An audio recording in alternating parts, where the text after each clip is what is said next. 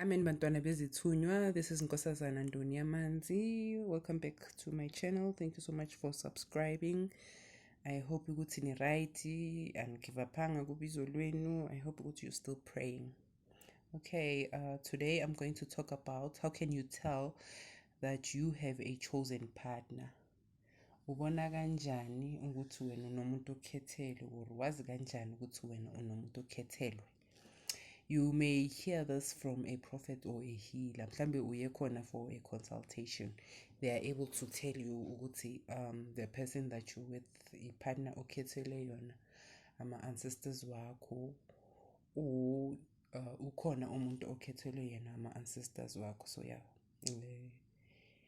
consultation you're able to know that, and then via ama dreams uyakhona ukuthi uboniswe lapho ukuthi lo muntu onaye noma omunye umuntu ongakahlangana nokuhlangana naye uye umuntu okhethelwe yena, bayakwazi ukubonisa ngama dreams.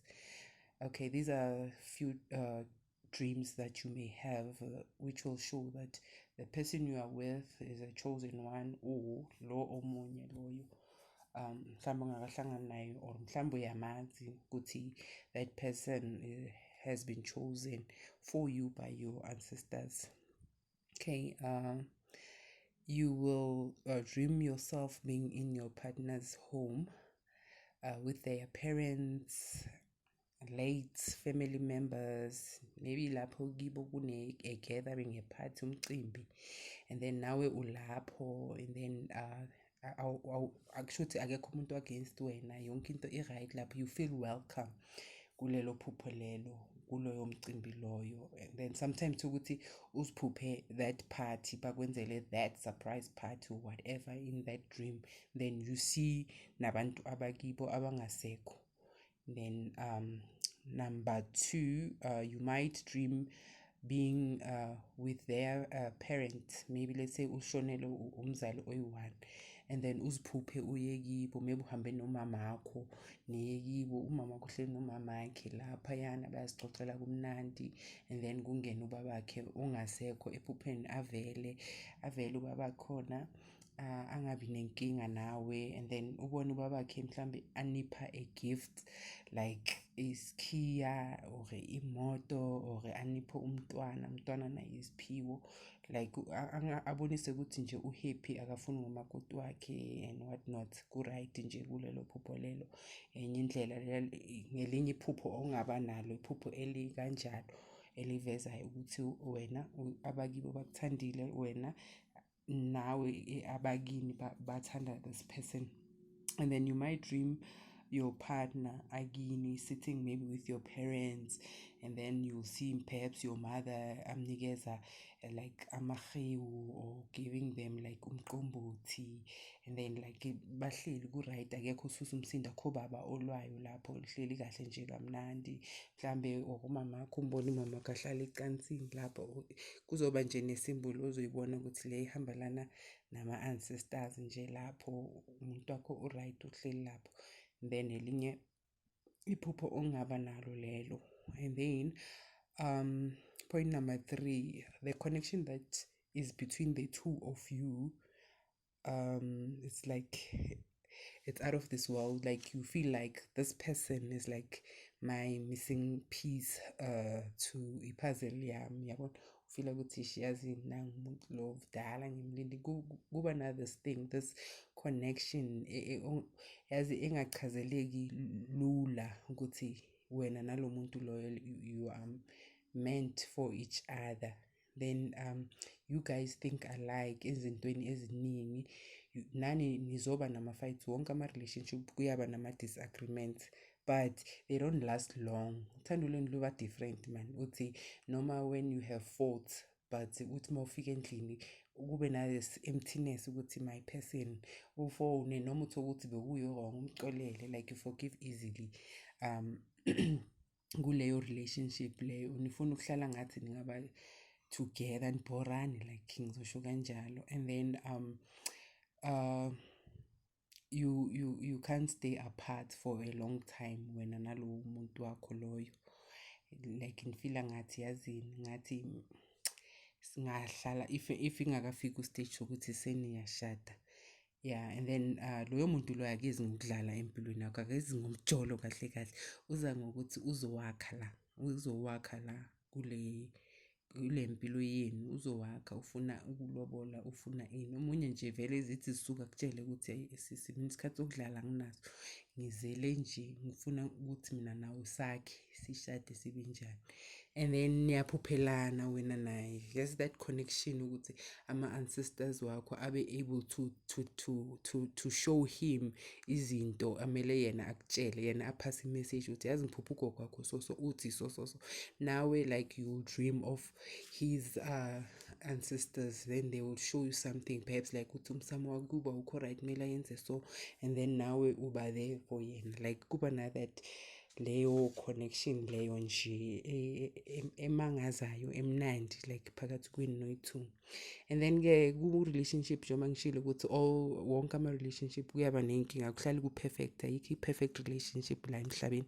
So kuzoba nama-enemies that will fight against you guys because of i-jealousy ukuthi nina like why this guy athanda this woman kanje, why support lo muntu lona unobizo, why mara ahlala khona for yena. Uthokuthi the lady abe nomona sekafuna your man, and then asebenzise imithi emibi like isichitho phela umuthi ukuthi abantu bahlukane siyakuchitha. So into i-advantage ukuthi ama-ancestors wenu angeke azavele avumele lezo zinto ukuthi vele zinishaye bese vele kuba kuhlukana kuba kuphela lapho. Yes nizoshayeka but both of your ancestors are going to fight against your enemies, so you will overcome lawo ma-battles lawo enibhekana nawo. And then if one of you guys cheats on the other one, like hey, it will end in tears, because if both of you know ukuthi sikhethelene sidalelene, and then bese uyi-one yadecide ukuthi yazi mina ngiyaphandle what uzoshaya ama-ancestors wakho, your ancestors are going to punish that person, and then nabakhe bazombonisa ukuthi wena what are you doing, this new person that you are with, we do not want him or her, so yekela end this relationship. If that person does not listen, then uzoshaya nahabakhe ukuthi thina simfuni lo muntu lo. But if perhaps akazi ukuthi nidalelwene wena naye, ama-relationships lawa awazamayo wemichido leyo angeke nje azalast nje, kuzovele kuphele nje abuye kuwe kuqonde kube right, bazomfaka endleleni loyo muntu loyo. So some of the things ezizoyenzeka kuye because of this cheating, like angazithola involved kuma-car accident, they might fall sick, they might lose material things, they might lose their job, they can lack imali, ahlupheke umuntu impilo yakhe ibhede ibenzima ivaleke because of uyenza into e-wrong engamelanga ukuthi ayenze, ngoba nina nikhethelwe phela nifani nje nokuthi umjolo nje makusangiphumile kuphelela lapho. So wena all you need to do is just relax, tell your ancestors ukuthi you know what, I'm unhappy, yes, because of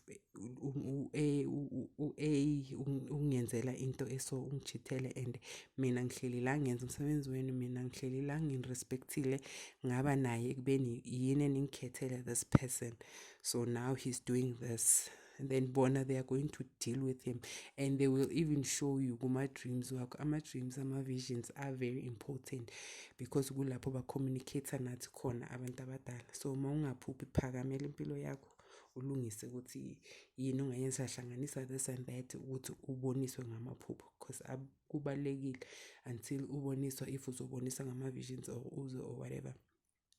So they can show you like via ma-dreams ubone alwa nentombazana, whether uyamazi or awumazi, but uzoba nalawo ma-dreams lawo ubone balwa baxabana kungabi right between the two of them. Then ungabona mase kufika la ukuthi vele bayabahlukanisa, uzibone wena uya lapho mawumthola, mawufika lapho uthole uguy naloyo ntombazana, ufike wena ushaya intombazana uyindlule ngamandla, ubone ithatha amabhegi wayo ihamba. Kusuke kwenzeka, kusuke bahlukana, kusuke bazohlukana, bakubonisa lo ukuthi manje nangu lo muntu sewuchithile le nto le bekade uyayenza. Right, so number 6, they are going to give you a person who is going to support your journey. Ngeke bakunikeze umuntu ozothi uma uthi uyathandaza uyafasta abe against lezo zinto kumele uziyenze. Uma uthi wena uyaphahla, uma uthi wena usebenzisa ini, aphikisane nejeni yakho, aphikisane nesiphiwo sakho, disrespect ama-ancestors wakho.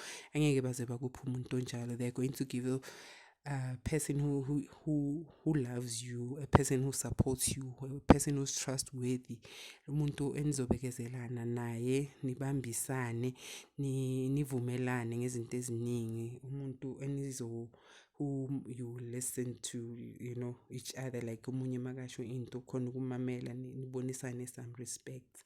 Yeah, these are some of the signs and dreams ongaba nazo ukubonisa ukuthi wena ukhethelwe umuntu othize. So uma sowubonisiwe kumele ukuthi ubuyele kubo, communicate nama-guides wakho, into important leyo.